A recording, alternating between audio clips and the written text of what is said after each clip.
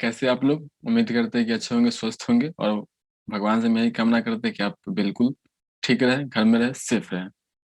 तो हम लोग पीछे वाले क्लास में आप मेरा वीडियो रेगुलर देख रहे हो तो आप समझ चुके हैं, यानी आप जानते होंगे कि मैं इस चैप्टर के यानी पदार्थ के वर्गीकरण का मतलब फुल डिटेल में पढ़ लिए थे। उसके बाद अति लघुत्तरीय प्रश्न किए थे, उसके बाद लघुत्तरीय किए थे। अब इस चैप्टर का एक और भाग बाकी रह गया है, जो भाग है दीर्घ उत्तरीय प्रश्न। तो दीर्घ उत्तरीय प्रश्न आज हम लोग इस आज की क्लास में पूरी कवर कर लेंगे। कोशिश करें कि एक ही वीडियो में पूरा कंप्लीट हो जाए, क्योंकि वीडियो थोड़ा लंबा हो सकता है। तो आप आराम से कॉपी कलम लेके बैठिएगा और नोट करते जाइएगा। अगर आपको पहले से बना लिए है तो कोई बात नहीं, अगर आप नहीं बनाए हैं तो नोट कर लीजिएगा, और बना लिए है तो मिला लीजिएगा। ऐसा नहीं कि जो हम आंसर लिखाए हैं वही सही है और आप जो बनाए हैं वो गलत है। ऐसा बिल्कुल मेरा कहने का मतलब नहीं है, और ऐसा सिखाने का भी मतलब नहीं है। तो ठीक है, हम लोग देखते हैं शुरू से कौन कौन क्वेश्चन है। तो पहला क्वेश्चन क्या है? पहला क्वेश्चन कह रहा है कि तत्व, और क्योंकि हम थ्योरी इसका डिटेल में पढ़ ले तो इसमें हम ज्यादा टाइम नहीं बर्बाद करेंगे। ठीक, ये हमारे लिए भी अच्छा रहेगा और आपके भी अच्छा रहेगा। वैसे हम कोशिश करेंगे कि पूरा पॉइंट टू पॉइंट क्लियर बात कर देने का।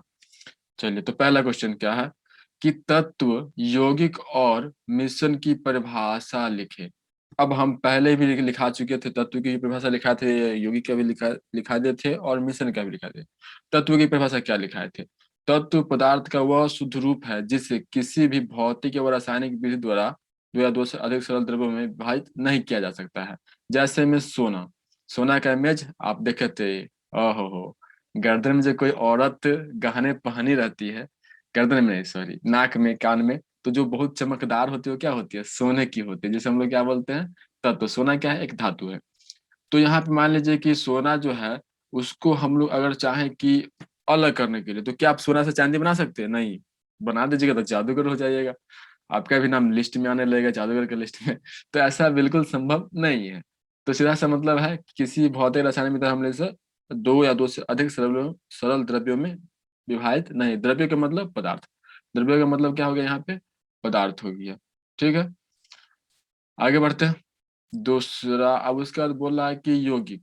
तो यौगिक क्या होता है? इसको देखिए, यौगिक वह शुद्ध पदार्थ है जो दो या दो से अधिक तत्वों को निश्चित अनुपात में मिलाने पर रासायनिक अभिक्रिया के फलस्वरूप बनता है। ये किस अभिक्रिया के फलस्वरूप बनता है?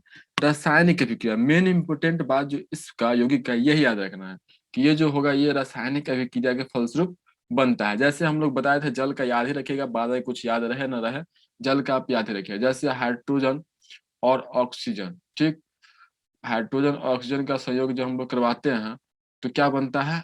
H2O बनता है। क्या बनता है यहाँ पर? H2O बनता है। तो इससे आपको संतुलित भी करना होगा। ऐसा नहीं है कि इधर आप दो लिख दीजिएगा और इधर आप एक लिख। तो यहाँ पे हम लेंगे H2, यहाँ पे लेंगे ये 2H2, और यहाँ पे हम लेंगे O2। तो यहाँ पे जो बनेगा मेरा जल बनेगा, क्या बनेगा? 2H2O। तो देखिए यहाँ पर ये हाइड्रोजन हो गया और ये ऑक्सीजन हो गया। दो या दो से अधिक तत्व, हाइड्रोजन भी तत्व है और ऑक्सीजन भी तत्व है। जब हम इसे रासायनिक अभिक्रिया का फलस्वरूप बनाते हैं तो क्या किसका निर्माण होता है? जल का निर्माण होता है। किसका निर्माण होता है? जल का निर्माण होता है। उसी प्रकार हो गया अमोनिया, हो गया चूना पत्थर, हो गया जल, हो गया कार्बन डाइऑक्साइड, हो गया, ये सब क्या है? चीनी। ये सब क्या है? यौगिक का उदाहरण है, जो कि हम अच्छी तरह से पिछले वाले क्लास में क्लियर कर चुके थे। अभी हम सिर्फ क्वेश्चन देख रहे हैं, तो थोड़ा पॉइंट बताते चलूंगा जो कि आपको थोड़े कन्फ्यूजन दूर हो जाए, और कोशिश करूंगा कि जितना मैं संभव हो सके अच्छी तरह से समझाने का। आगे, मिश्रण। तो मिश्रण क्या करता है? जब दो या दो से अधिक पदार्थों को किसी भी अनुपात में मिला देते हैं तो वैसे पदार्थ मिश्रण कहलाते हैं। जैसे वायु, या फिर आप मान लीजिए मिट्टी देखेंगे, चावल और कंकर का मिश्रण देखेंगे, तो आप जरूरी है कि आप 1 किलो चावल में आप 10 ही कंकर मिला सकते हैं? ऐसा बिल्कुल नहीं। आप 1 किलो चावल में चाहे तो 20 मिलाइए, 50 मिलाइए, नहीं मर्जी तो नहीं मिलाइए। और कंकल बड़ा चावल खाना है तो पूरा कंकर ही मिला के खाइए, हमको क्या है। तो यानी कहने का मतलब ये है कि जब दो या दो से अधिक पदार्थों किसी भी अनुपात में, जरूरी नहीं है कि हम 2 केजी चावल लिए तो 2 केजी कंकर ही लेना होगा, कुछ भी ले सकते हैं। तो किसी भी अनुपात में मिला देने से वैसे पदार्थ क्या कहलाते हैं? मिश्रण। जैसे वायु, और वायु में जरूरी है कि हर एक जगह नाइट्रोजन ज्यादा होगा? नहीं, ऑक्सीजन ज्यादा होगा। तो इसकी मात्रा क्या हो सकती है? अलग अलग हो सकती है। तो ये मेरा तत्व, यौगिक और मिश्रण का परिभाषा सिर्फ पूछ रहा था। तो परिभाषा तो हम लिख दिए, कुछ उदाहरण भी लिख दिए। 5 नंबर का क्वेश्चन है तो थोड़ा हम और भी सटीक इसका लिख सकते हैं। आप वीडियो पॉज करके नोट कर सकते हैं। ठीक, चलिए दूसरा क्वेश्चन क्या कह रहा है कि यौगिक की प्रमुख विशेषताएं लिखा। तो यौगिक की हम बहुत सारे विशेषताएं लिखाए थे। पहले तो यौगिक किसे कहते हैं अभी हम समझ लिए। यौगिक क्या होता है, दो या दो से अधिक पदार्थों को रासायनिक अभिक्रिया के फलस्वरूप बने पदार्थ क्या कहलाते हैं, यौगिक कहलाते हैं। अब इसका गुण भी होंगे ना, किसी भी व्यक्ति का गुण होगा, आपका गुण होगा। क्या गुण है आपका, आप बहुत अच्छे हैं, आप बहुत स्मार्ट है। हर एक व्यक्ति स्मार्ट होता है, वैसे कहने की इसमें कोई बात नहीं है। बहुत आप समझदार है जो कि बातों को समझ रहे हैं। तो ये आपकी गुण हो गई। तो इसी प्रकार यौगिक की प्रमुख विशेषताएं क्या है, विशेषताएं। तो इसमें हम कुछ विशेषताएं लिखाए थे, आप उनसे भी नोट कर सकते हैं या फिर यहाँ से नोट कर सकते हैं। तो वही चीज हम कॉपी किए हैं। तो देखिए, पहला, यौगिक में उपस्थित तत्वों को किसी भौतिक या यांत्रिक विधि हम लोग अलग नहीं कर सकते। जैसे हम बोले कि ई बबुआ जल ला, जल। ठीक, आप हमको, आपको हम क्या दिए, जल दिए। आपको पता है कि जल किन से मिलकर बना हुआ, हाइड्रोजन और ऑक्सीजन। तो हम बोलेंगे आपको इसको कि हाथों से अलग करके या फिर छोटे मशीनों द्वारा आप अलग करके इसको हमको हाइड्रोजन अलग दे दीजिएगा और ऑक्सीजन अलग दे दीजिएगा।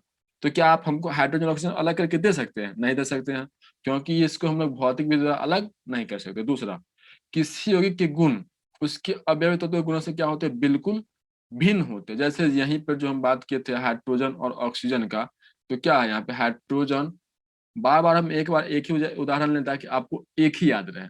कहते थे ना ब्रूसली ने, क्या कहते कि हम उनसे नहीं डरते हैं जो 100 तरह से किक मार सकते हैं, 100 तरह से फाइट कर सकता है। हम उनसे डरते हैं जो एक ही फाइट को 100 बार मार सकता है।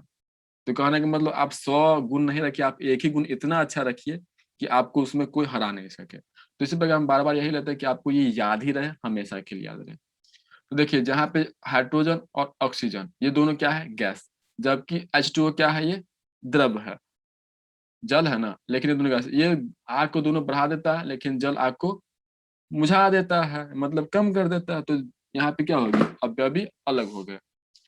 तीसरा यानी सी, किसी यौगिक के बनने में उस समय या प्रकाश के रूप में ऊर्जा या प्राय उत्सर्जन या अवशोषण होता है। यानी जब हम लोग जल बनाते हैं तो वहां पर विद्युत चिंगारी उत्पन्न करते, वहां प्रकाश उत्पन्न होता है, या फिर किसी प्रकार का यौगिक जब बनता है ना, तो वहां पर ऊष्मा का उत्सर्जन, मतलब ऊष्मा या तो निकलता है या फिर ऊष्मा को वो ग्रहण करता है, मतलब सोख लेता है।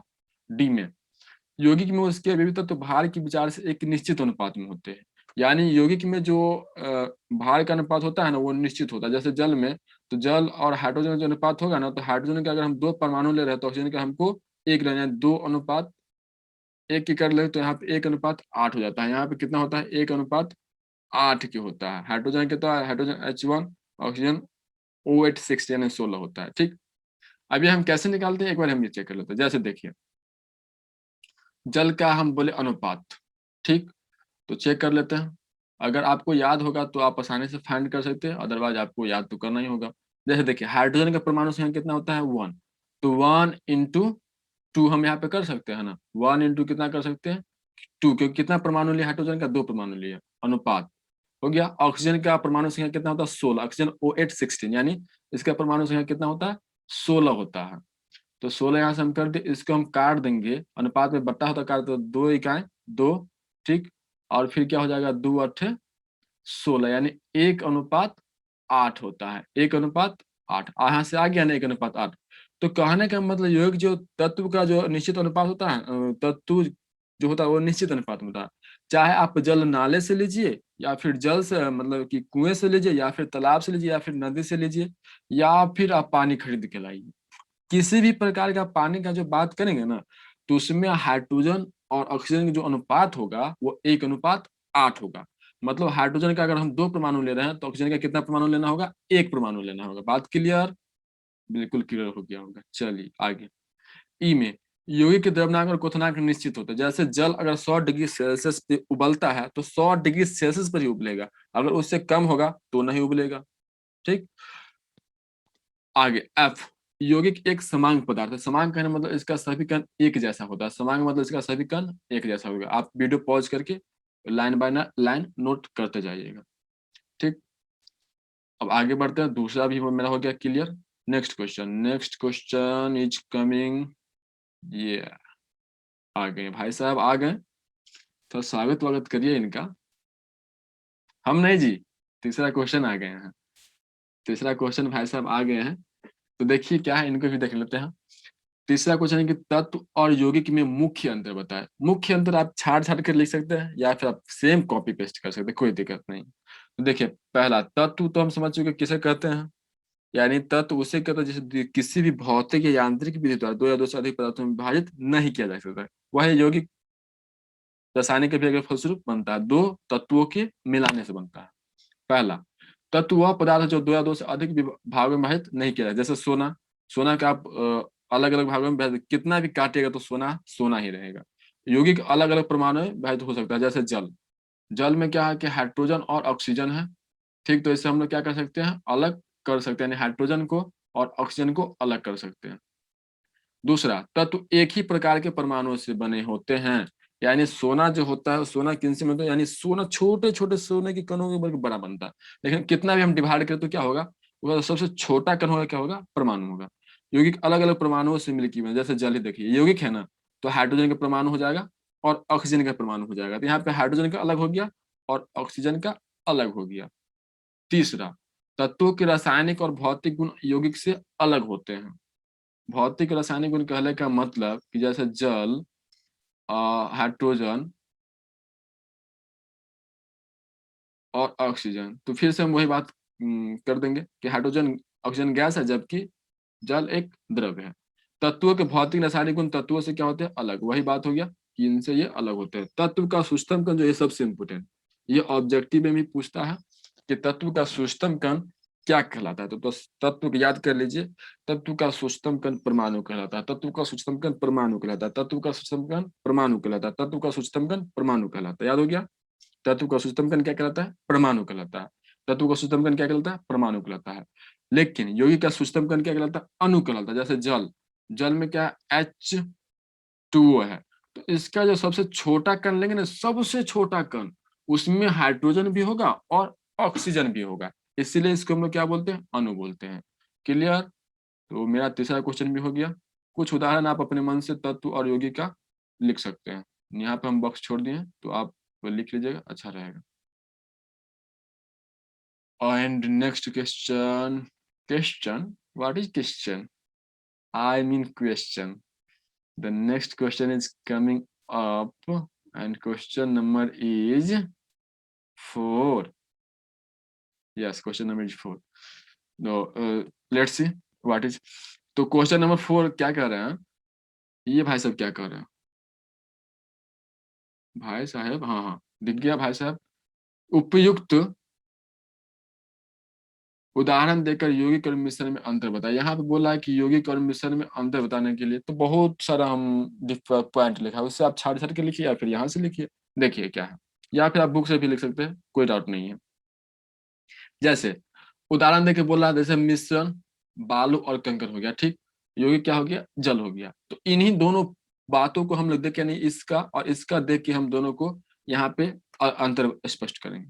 जैसे पहला क्या कर रहा है कि यह दो या दो से अधिक शुद्ध पदार्थों को किसी भी अनुपात में मिला देने से बनता है। जैसे आप बालू और कंकड़, जरूरी है कि बालू 2 किलो लिया तो कंकड़ भी 2 किलो लेना होगा, बिल्कुल जरूरी नहीं है, तो किसी भी अनुपात में आप मिला सकते हैं, बात हो गया क्लियर।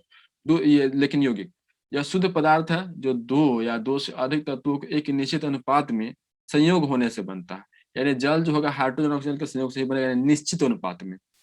क्लियर। दूसरा, इसके अवयवी को सरल यांत्रिक विधि द्वारा हम लोग अलग कर सकते हैं, यानी जब बालू और कंकड़ को हमको अलग करना होगा, तो बालू और कंकड़ को अलग करने के लिए हम लोग चाल कर, यानी जब हम लोग चलने चलने नहीं, बड़ा सा जो नेट होता है जाल, उसमें हम लोग चालते हैं, तो कंकड़ अलग हो जाते हैं और बालू अलग हो जाते हैं। तो यहाँ पर कंकड़ और बालू अलग हो गया, बिल्कुल आसानी से हम लोग कर सकते हैं। लेकिन इसके अवयवी को सरल यांत्रिक विधि द्वारा हम लोग पृथक नहीं कर सकते। जैसे जल, जल किससे मिलकर बना हुआ है, हाइड्रोजन और ऑक्सीजन से मिलकर बना हुआ, तो क्या आप हाइड्रोजन ऑक्सीजन को अलग कर सकते हैं, बिल्कुल नहीं कर सकते हैं यांत्रिक विधि द्वारा।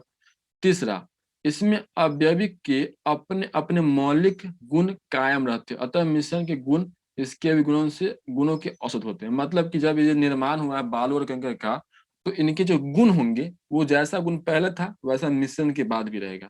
लेकिन इसमें क्या होता है कि इसके गुण गुण जो होते हैं अलग हो जाते हैं, हाइड्रोजन ऑक्सीजन से बनता है तो इनके गुण क्या हो जाते हैं, अलग हो जाते हैं। तीसरा, और थोड़ा आगे बढ़ते हैं, थोड़ा सा नीचे चलिए,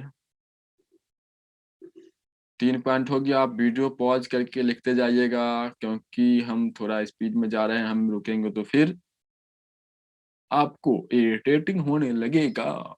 चौथा, यह समांग या विषमांग होता है, यानी मिश्रण क्या हो सकता है, या तो समांग होगा विषमांग। समांग मतलब कि हर एक कण एक जैसा होगा, विषमांग मतलब हर एक कण एक जैसा नहीं होगा। यह हमेशा क्या होता है, समांग होता है। कौन? यौगिक। 5, इसके बनने में कोई नया पदार्थ नहीं बनता है।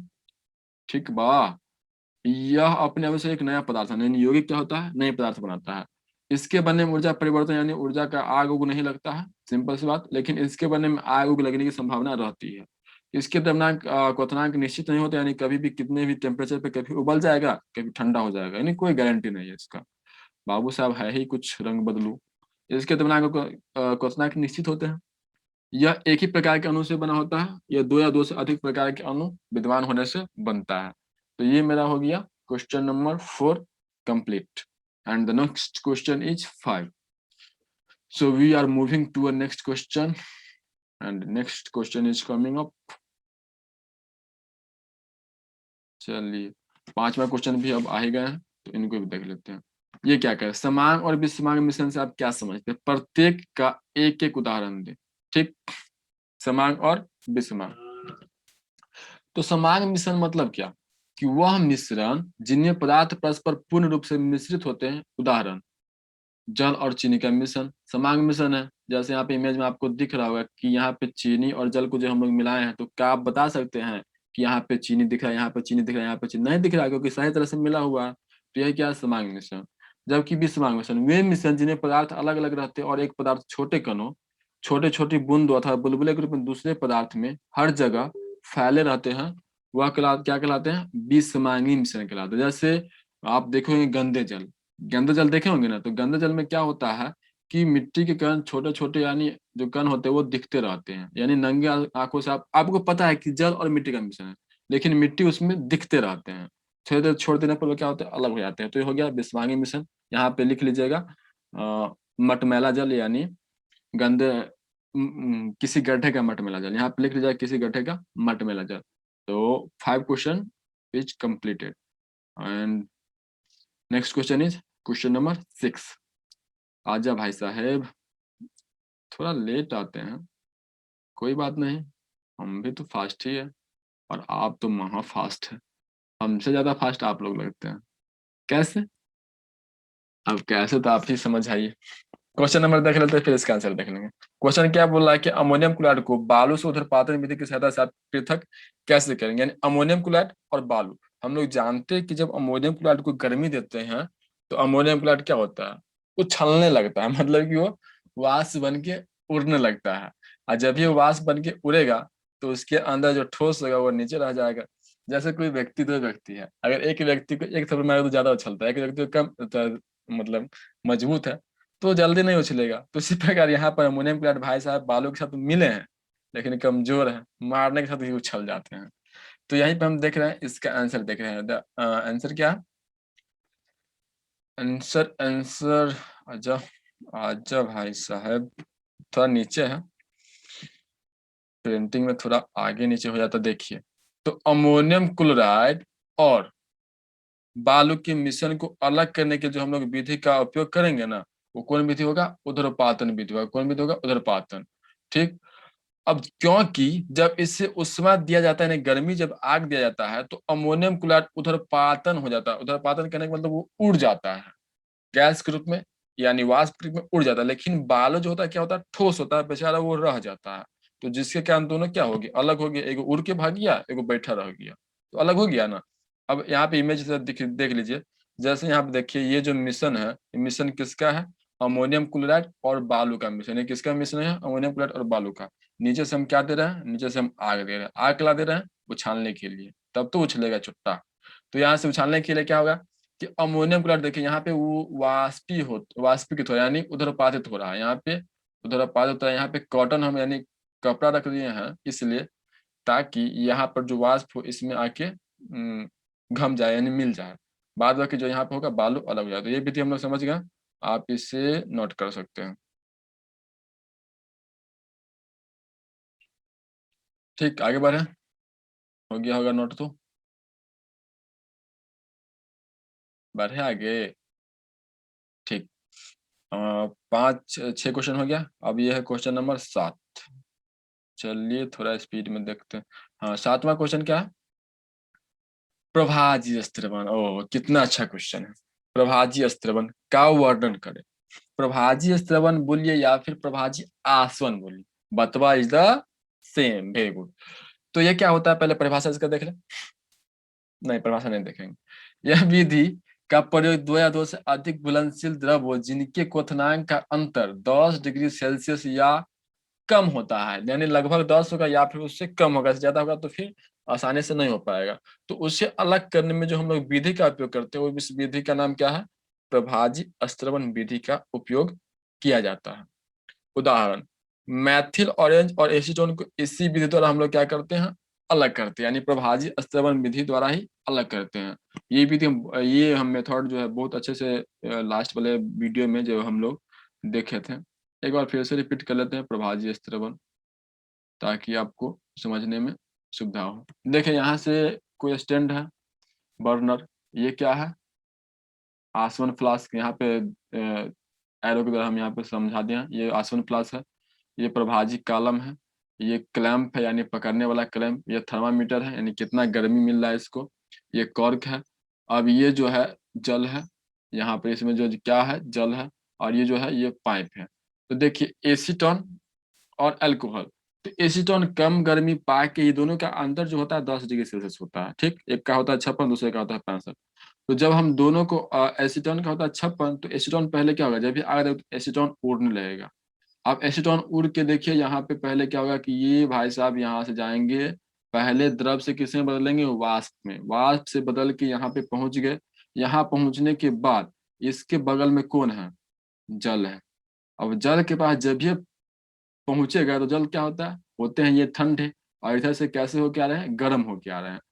तो गर्म जो होके आ रहे हैं ये भाई साहेब, तो इनको पीट पीट के दे चमेटा, दे थप्पड़ क्या करेंगे? यहाँ पे जल इसको ठंडा कर देंगे। और जब ठंडा कर देंगे तो फिर से क्या हो जाएगा? द्रव के रूप में आ जाएगा। और द्रव के रूप में जाएगा तो इसमें हम अलग कर लेंगे। तो इसी विधि द्वारा हम लोग इसको अलग कर सकते हैं। अगर आपको ये समझ में अगर ठीक है, नहीं तो आप पीछे वाला वीडियो एक बार देख सकते हैं। And next question is 8। ठीक है, आप नोट कर लीजिएगा। थोड़ी देर हम वीडियो को रोक रोक के आगे चल रहे हैं, ताकि आप आसानी से नोट कर सकें। वीडियो रोकिए और नोट करिए। ठीक, तो आप नोट कर लिए होंगे। तो क्वेश्चन नंबर 8 पे बढ़ते हैं हम लोग, यानी 8। यानी 8वां क्वेश्चन क्या है?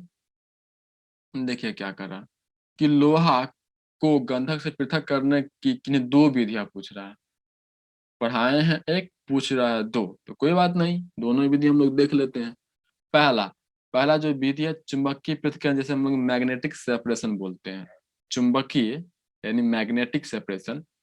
तो लोह चूर्ण और गंधक के मिश्रण को अलग करने के लिए चुंबकीय पृथक्करण का उपयोग किया जाता है। क्यों किया जाता है?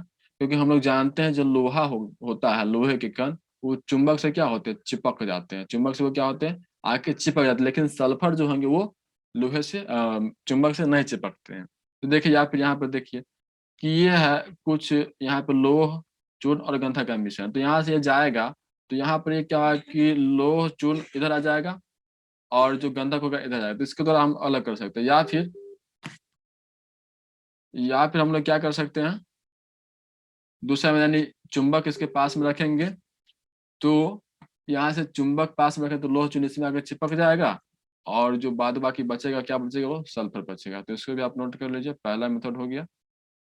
दूसरा मेथड, वीडियो रोकिए, रोक के लिए बहुत समझदार हैं आप। चलिए दूसरा मेथड जो है वो कौन सा है? छानना। अब छानना विधि को हम लोग वही लोह चूर्ण और गंधक को अलग करने के लिए दूसरा विधि है छानना विधि। तो देखिए लोह चूर्ण और गंधक के मिश्रण में जब कार्बन डाइसल्फाइड को डालते हैं तो गंधक उनमें घुल जाता है, यानी गंधक जो होगा किस में घुल जाएगा?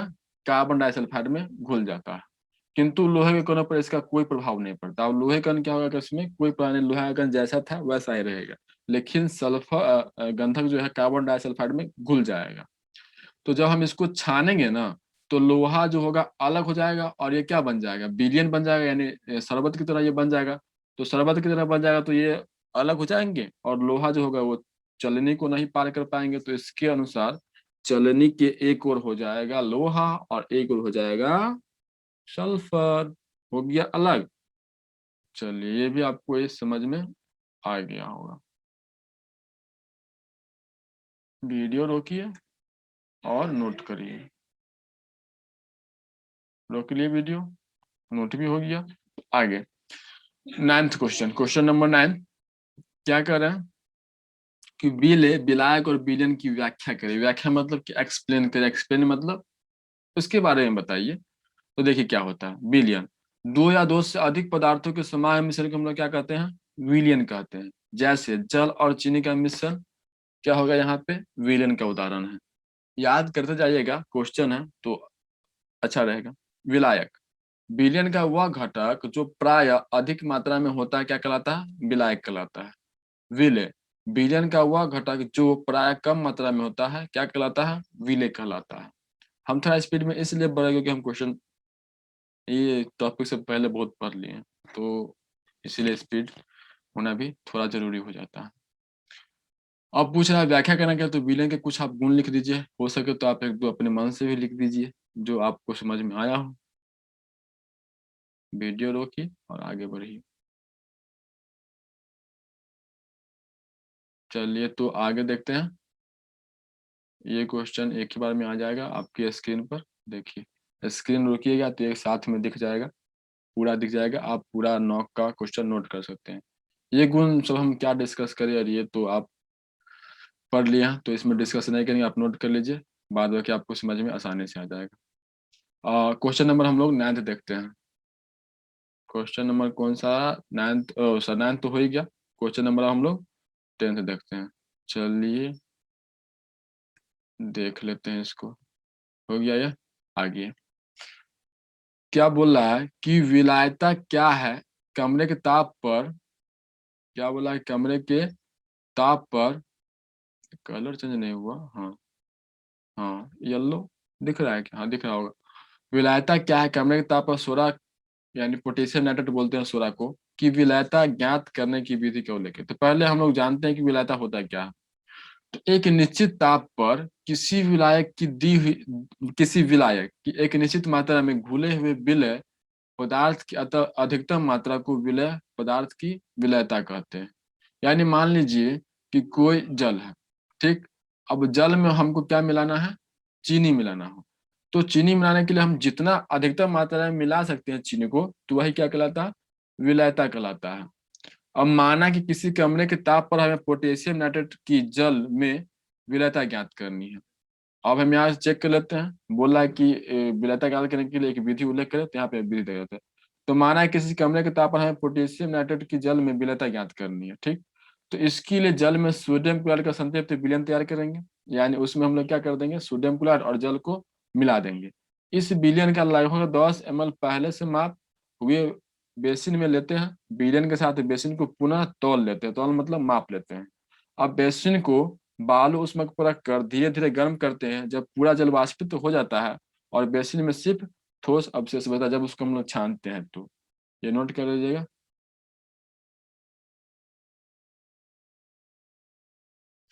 तो 10वां क्वेश्चन भी हो गया, वीडियो रोकिए। चलिए रोक लिए तो आप लिख लीजिए, हम तब तक आगे बढ़ते हैं। चलिए next question, and next question is 11। जी बिल्कुल 11वां क्वेश्चन।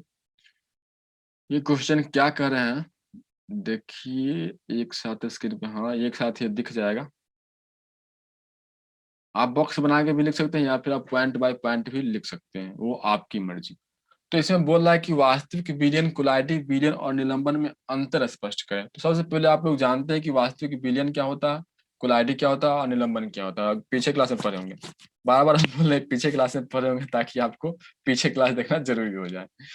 तो देखिए विलयन, तो विलयन पहले कहते हैं किसे हैं कि जब दो या दो से अधिक पदार्थों के समागम मिश्रण को हम लोग मिलाते हैं तो क्या कहलाता है, विलयन कहलाता है, ठीक। कोलाइडी में क्या होता है कि इसमें विलय कण संपूर्ण भाग में दिखाई देते हैं, सॉरी निलंबन में। देखिए यहाँ पे हम बता रहे हैं, बात समझिएगा, विलयन जैसे ये शरबत, ये क्या है, शरबत। अब हम देखिए शरबत, और ये मान लीजिए गंदे जल, ठीक, किसी गड्ढे का गंदे जल, और इसको मान लीजिए आप दूध, मान लीजिए क्या, मान लीजिए मतलब समझ लीजिए, तो ये दूध, ठीक। कलर चेंज कर लेते हैं, ठीक रहेगा। ये क्या है, शरबत। ये क्या है, गंदे जल। गंदे लिखा है सिर्फ, इसको जल कर देते हैं, नहीं तो बहुत लोग गंदे लगते हैं। बात है कि आप लोग तो बहुत अच्छे हैं, मस्त है, बिंदास है। तो गंदे जल, और ये क्या है, दूध है। तीन उदाहरण लिए हैं। तो देखिए शरबत जो किसका उदाहरण हो जाएगा, वास्तविक विलीन का। कैसे, क्योंकि इसका कण जो क्या होगा, समान होगा। गंदे जल क्या हो जाएगा, निलंबन का। दूध किसका उदाहरण है, कोलाइडी विलीन का। अब देखिए वास्तविक विलयन और ये तीनों में हमको अंतर स्पष्ट करना है, तो कुछ कुछ देख लेते हैं। जैसे दो या दो से अधिक पदार्थों के समान मिश्रण क्या कहलाता है, वास्तविक विलयन कहलाता है। यह विषमांग मिश्रण जिसमें विलय के कण संपूर्ण भाग में दिखाई, जैसे विलय इसमें कौन है, गंगा जल में विलय कौन रहते हैं, जो मिट्टी होते हैं वही ना विलय होते हैं। तो मिट्टी कण क्या होते हैं, हमको दिखाई देते रहते हैं। ये हो गया पॉइंट क्लियर। यह विषमांग मिश्रण इसके कण माइक्रोस्कोप से देखते हैं। जैसे दूध में पानी जब हम लोग मिलाते हैं तो क्या आप बता सकते हैं कि हाँ दूध के कण दिख रहे हैं, कण नहीं दिखते रहे, तो वो सिर्फ आपका कलर चेंज हो जाता है। तो वहां पर जब हम उसको दूध के कण को हमको देखना है, तो उसके लिए हम किसकी सहायता से देख सकते हैं, माइक्रोस्कोप की सहायता से देख सकते हैं। लेकिन बिलियन के कण को हम लोग माइक्रोस्कोप की सहायता से भी नहीं देख सकते हैं। ठीक, ये तो हो गया मेरा पहला। दूसरा, इसके अणु का आकार जो होता है ना, 10⁻⁻9 होता है। यानी जो इसका सबसे छोटा अणु होगा, नहीं सबसे छोटा, इसका कितना होगा, 10⁻⁻9। लेकिन निलंबन के जो अणु का आकार होता है, 10⁻⁻6 से 10⁻⁻9 के बीच में होता है, यानी मीटर। माइनस का मतलब क्या होता है, जैसे मान लीजिए कोई पदार्थ है, ठीक, ये कोई पदार्थ है, इसको हम दो बार काटे, तो ये दो हो गया। इसको फिर से हम काटे, कितना बार हो गया, दो दो कितना, एक दो तीन चार हो गया। तो वही बात है कि 10⁻⁻6 है, तो इस पदार्थ को हमें 10⁻⁻6 बार काटना होगा। अब 10⁻⁻6 कितना हो जाएगा, अब देखिए, 10⁻2 कितना हो जाता है, 100 हो जाता है ना। 10⁻2 कितना हो जाता है, 100 हो जाता है। तो मतलब कि 10⁻2 है, तो इतना हम इस पदार्थ को कितना बार काटेंगे, 100 बार काटेंगे। उसी प्रकार 10⁻⁻6 है, तो 10 पर 6 गो जीरो को हम लोग इतना बार उसको काटेंगे। तो अब समझ में आ गया होगा किसका मतलब क्या होता है। इसके अणु का आकार 10⁻⁻6 मीटर से कम होता है। देखिए बीरियम स्वच्छ और पारदर्शी होता है, जैसे शरबत, यानी एक वजह से दूसरे आप गिलास में रखने, कांच के गिलास में रखने देख सकते हैं। यह स्वच्छ और पारदर्शी नहीं होते या पारदर्शी नहीं होते हैं। बीलियन के कण को छानकर अलग नहीं किया जा सकता। शरबत अगर मिल जाए बढ़िया से, तो आप चीनी को अलग नहीं कर सकते छानकर। नीलंबन कुछ देर छोड़ देना पर इसके कण क्या होता है, नीचे बैठ जाते हैं। गंध जल थोड़ा देर छोड़ दीजिएगा तो मिट्टी के कण जो होते हैं वो नीचे बैठ जाते हैं। इसके कण क्या होते हैं, अस्थायी होते हैं, जैसे नमक और जल का मिश्रण, गड्ढे का मटमैला जल, दूध। इस सब के क्या उदाहरण है। वीडियो को रोकिए और नोट करिए, नोट हो जाएगा तो आगे बढ़िए। चलिए, तो ये क्वेश्चन हो गया। अब क्वेश्चन नंबर देखते हैं, हमें 11 हो गया। अब क्वेश्चन नंबर 12 देखते हैं। 12 में का बा बबुआ, ओहो बहुत ज्यादा भाग गेलस। रुक रुक रुक, हाँ आ गया। ज्यादा जल्दीबाजी में लग रहा है भाई साहब, स्पीड में भाग जाता नहीं। देखिए 12 क्वेश्चन नंबर क्या है, पहले कोलाइडी बीने के प्रमुख गुण। ये क्वेश्चन तुम कई बार देख लिए, आप इसे बिना समझाए भी लिख सकते हैं। देखो पैसे बोल देते हैं। कोलाइडी बिलन क्या होता है, विषमांग होता है। वही क्वेश्चन, मैंने क्वेश्चन को ही खाली बार बार रिपीट कर रहा है, बार आगे तो बात वही है। तो प्रक्षेपित माध्यम से माइक्रोस्कोप से देखा, यानी कुलाल कण जैसे दूध हम लोग किसकी सतह से देख सकते हैं, तो माइक्रोस्कोप की सतह से देखा जा सकता है। कुलाल कण को छन्ना पत्र पार कर सकते हैं। छन्ना पत्र क्या होता है, जब दूध को हम लोग छानते हैं तो क्या होता है, दूध के कण भी क्या होते हैं, छन्ना पत्र से बाहर आ जाते हैं। इसके कण अस्थायी होते हैं, मतलब ये घूमते फिरते रहते हैं, चुट्टा कहीं भी एक जगह नहीं बैठते हैं। दूध का फटना कोagulation का उदाहरण है। इसके कण टेढ़े मेढ़े मार्गों से गमन करते रहते हैं, जिसे हम लोग कौन सा गति बोलते हैं, ब्राउनी गति बोलते हैं। अब यहाँ पे कुछ उदाहरण दिए हैं, ये उदाहरण आप देख लीजिएगा, नोट भी कर लीजिएगा। तो ये हो गया। अब यहाँ पर ये वीडियो रोकिए और फिर से नोट करिए।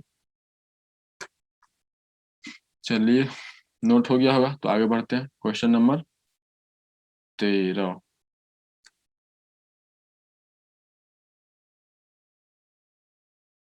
13 में क्या है, बीलियन के सांद्रण से आप क्या समझते हैं। बीलियन का सांद्रण व्यक्त करने के लिए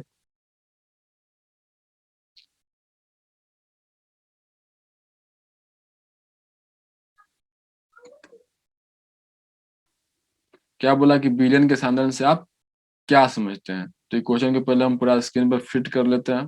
फिट मतलब एक साथ पूरा क्वेश्चन का आंसर और क्वेश्चन भी दिख जाए, यही हो गया फिट। फिट हो गया। अच्छा, इतना फिट हो गया, था नीचे है। देखिए क्या है कि बिलियन में विलय की वह मात्रा जो किसी एक निश्चित मात्रा या आयतन के बिलियन या विलायक में घुली रहती है, बिलियन का विलायक में जितनी विलय की मात्रा घुली रहती है उसे विलयन का सांद्रण कहते हैं। ये रिपीट हो गया क्वेश्चन, मतलब दो दो बार टाइप हो गया। सॉरी, आप इसको नहीं लिखिएगा, इसको काट दीजिएगा। ये लाइन को काट दीजिएगा। ठीक। विलयन में विलय की वह मात्रा जो किसी एक निश्चित मात्रा या आयतन के विलयन या विलायक में घुली रहती है उसे ही विलयन का सांद्रण कहते हैं। अथवा क्या करा कि किसी विलयन का संगठन मतलब उसमें मौजूद कण उस विलयन की सांद्रता से व्यक्त कर सकते हैं। दूसरे शब्दों में कह सकते हैं कि चाय को बनाते समय यदि पानी में, देखिए चाय बना रहे हैं, ठीक। ओ, चाय बना रहे हैं, यहाँ पे पढ़ रहे हैं, लेकिन पढ़ते हुए चाय बना रहे हैं। तो चाय बनाते समय यदि पानी में चाय पत्ती और शक्कर को डाला जाता है, ठीक है। जानते हैं कि जब चाय बनेगा तो पानी के साथ क्या भी चाहिए, चाय पत्ती भी चाहिए और शक्कर भी चाहिए। यदि पानी में चाय पत्ती या शक्कर की मात्रा अधिक हो जाती है तो शक्कर या चाय पत्ती का स्वाद आ जाता है। जैसे अगर चीनी का मात्रा ज्यादा हो जाएगा तो कैसा स्वाद आएगा, मीठा आएगा। लेकिन वही चाय पत्ती का मात्रा ज्यादा हो जाएगा तो फिर आप बोलते हैं ना कि इसमें चाय पत्ती ज्यादा, यानी चाय पत्ती का स्वाद आपको आने लगता है, तो वही क्या कहलाता है, सांद्रण कहलाता है। यानी वही मतलब कि चाय कैसा हो गया, सांद्र हो गया। सिंपल भाषा में आपको समझ में आ गया होगा। जिससे चाय का विलयन सांद्र होता है। यदि विलयन में शक्कर या चीनी पत्ती की मात्रा कम है डालते हैं तो विलयन तनु हो जाता है। विलयन की सांद्रता को हम दो रूप में व्यक्त कर सकते हैं। पहला गुणात्मक रूप में, गुणात्मक रूप में से विलयन की सांद्रता को तनु एवं शांत के रूप में व्यक्त करते हैं। 5 नंबर के लिए काफी है। ये देखो एक का होता नहीं। चलिए, हो गया। इसको पहले बोर्ड को देते हैं हम साफ कर। चल बबुआ साफ हो जाओ। चलिए साफ हो गया। तो गुणात्मक रूप से विलयन का साधन को तनु एवं शांति के रूप में व्यक्त करते हैं। जैसे तनु विलयन, वह विलयन जिसमें वह विलयन जिसमें मिले, जिले लिखा है क्या? सॉरी, यहाँ पे जिलों को मिले कर दीजिएगा। वह विलयन जिसमें सॉरी, जिले को मिले नहीं करना है, यहाँ पर जिले को विले करना है। जिले को क्या करना है, विले करना है। तो वह विलयन जिसमें विले की मात्रा कम डाली जाती है उसे तनु विलयन कहते हैं। यानी जैसे चाय, और चाय में अगर जल की मात्रा ज्यादा रहेगा और चीनी चीनी की मात्रा कम तो हो जाएगा तनु। अब यहाँ पे हो जाता, अब उसी में क्या है, सांद्र। वह विलयन जिसमें विलय की मात्रा अधिक हो जाता है उसे विलयन या सांद्र विलयन हम समझ चुके थे, बस आप नोट कर लीजिए। बोर्ड हो गया साफ। वीडियो रोकिए, रोक लिए, नोट करिए। या फिर आप स्क्रीनशॉट लीजिए, बाद में आप नोट कर लीजिएगा। स्क्रीनशॉट लेके भी आप नोट कर सकते हैं, इसमें कोई डाउट नहीं है। तो क्वेश्चन नंबर अब आते हैं, कौन सा क्वेश्चन, 14। एक दो क्वेश्चन और है बस, ज्यादा नहीं, थोड़ा और थोड़ा और। ये क्वेश्चन क्या कर रहे हैं, को क्या रहे हैं क्वेश्चन। देखिए, हाँ, स्याही में उपस्थित रंगों को पृथक कैसे किया जाता है।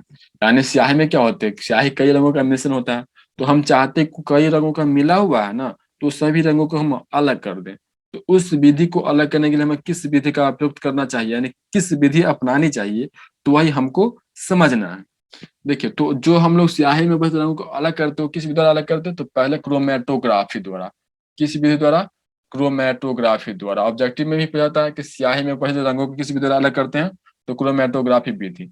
इसमें क्या होता है कि इस विधि द्वारा किसी मिश्रण में रंगीन यौगिक रजित कणों को पृथक कर सकते हैं। किसी सोखने वाले फिल्टर पेपर की सहायता से जब पानी के कण ऊपर की ओर दो अलग अलग रंग के साथ जाते हैं तो क्रोमेटोग्राफी पेपर द्वारा दोनों अलग हो जाते हैं। यहाँ स्याही के अवयव को अलग करने के लिए, अवयव मतलब जो उसमें उपस्थित रंग है, तो इसको इमेज यानी इमेज के द्वारा समझते हैं। किधर गिलस,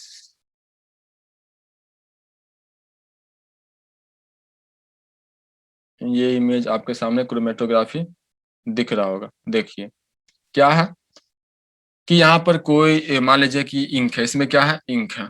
इंक आपको नीला दिख रहा होगा लेकिन ऐसा होता नहीं, सॉरी, यहाँ पे कुछ और दिख रहा है। यहाँ मान लीजिए ये इंक है, यहाँ पे ये पेपर रखे हैं, कोई व्हाइट पेपर रखे हैं, ठीक। ये पिनअप सब किए हैं, यहाँ पे देख लीजिए क्या क्या हम किए हैं, बिकर तिकर सब रखे हैं।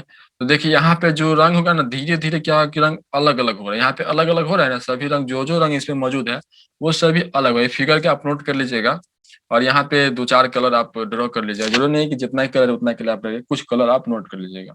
तो फिगर को आप सही से नोट कर लीजिएगा। आगे बढ़े, लगते हैं आप अभी तक थके नहीं ना। कोई बात नहीं, लास्ट क्वेश्चन है, and last question is 15, and the question is coming up.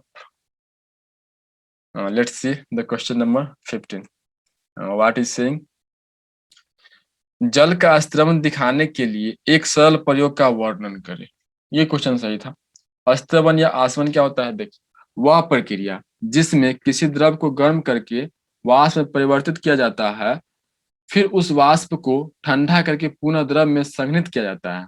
तो यह क्या कहलाता है? अस्तवन। पहले क्या करते हैं, द्रव है, कोई मान लीजिए द्रव है, द्रव को गर्म करके किसमें बदल जाएगा? वाष्प में। फिर वाष्प को हम लोग ठंडा कर देंगे, किसमें बदल जाएगा? द्रव में। तो संघनित कहता है, यह विधि क्या कहलाता है? अस्तवन में। तो होगा परिभाषा। इसका उपयोग जब पानी और एसीटोन को गर्म किया जाता है तो एसीटोन गर्म होकर वाष्प के रूप में ट्यूब में चला जाता है और फिर ठंडा होकर द्रव बन जाता है। इस प्रकार एसीटोन बीकर में अलग हो जाते हैं, जबकि पानी क्वथनांक अधिक होने से फ्लास्क में ही रह जाते हैं। ये आप नोट कर लीजिएगा, इसको हम इमेज के द्वारा समझ लेते हैं। वीडियो रोकिए, नोट करिए, और फिगर भी नोट कर लीजिएगा। और क्वेश्चन सही है। अब यहाँ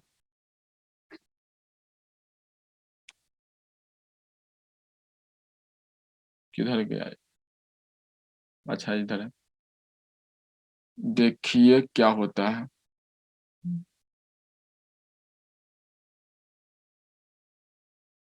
अच्छा, यहाँ पे हम पेट्रोल एवं मिट्टी तेल रख दिए हैं, तो यहाँ पे ये चेंज कर दीजिएगा आप। यहाँ पे जो आप चेंज करके यहाँ पे आप क्या लिख दीजिएगा? तो पेट्रोल और एसीटोन, सॉरी, जल और एसीटोन लिख दीजिएगा।